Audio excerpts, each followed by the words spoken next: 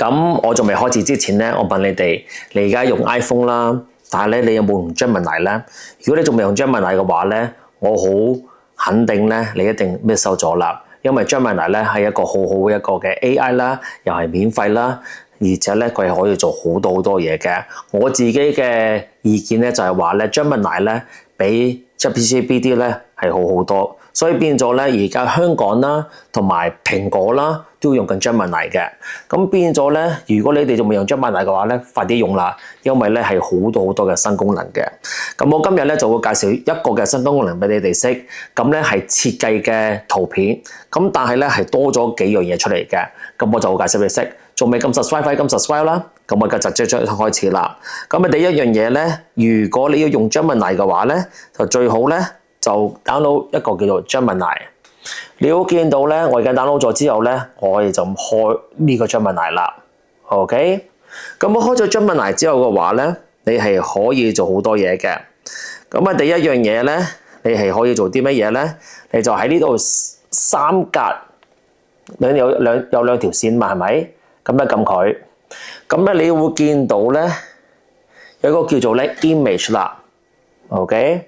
呢個第三項有個叫 image， 咁你就撳呢個啦。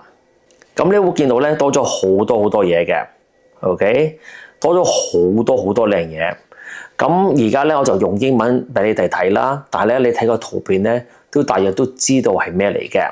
咁譬如話，我有呢一個嘅新圖片嘅話，我咁樣撳佢，咁咧佢就會問你，咦，你係咪要呢樣嘢啦？我話係嘅 ，OK。而家咧我就去一係咧就自己自拍。一係咧就喺個電話相簿裏邊咧搞一幅相，咁我就自拍啦。咁我自拍咗之後嘅話咧，咁咧就會變咗就咁樣啦。咁你就即刻去使用啦。咁佢會隔一陣間嘅話咧，佢會俾一個新嘅圖片俾你。according 你要邊一幅相嘅，咁你會見到咧喺隔咗唔知道10至15秒度咧，咁你個幅相咧就出現㗎啦喺呢度。咁呢個係新功能嚟㗎，呢個唔係舊嘅。咁咧，你會見到咧，而家咧，我嗰個相咧就出現咗啦。見唔見到？我就喺前邊係個 fashion show， 見唔見到？非常之有趣嘅喎。咁我咧就之後咧，當我求其啦，咁我又出翻去。我而家咧，譬如話我就揀得一樣嘢啦，好唔好？咁我揀得一幅相啦，譬如話呢一幅相嘅，見唔見到？咁我又係做自拍啦，好唔好？咁我又自拍啦，咁我哋就撳呢個藍色呢個掣。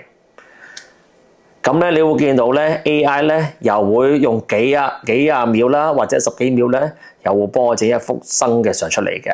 OK， 咁呢一個咧係完全免費嘅喎，你又可以下載嘅喎。咁我陣會教你點樣去下載呢一幅相嘅。OK， 嗱，你會見到啦，呢個咧就係我嚟嘅。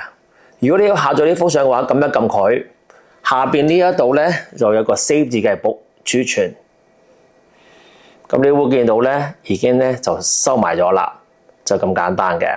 OK， 咁呢一個咧就係一個嘅全新嘅功能咧喺個 iPhone 裏邊啦，或者 Gemini 裏邊嘅。記住 Gemini 咧香港咧依家用得到㗎，你就喺個 App Store 嗰度 download 呢個 Gemini， 咁就搞掂㗎啦。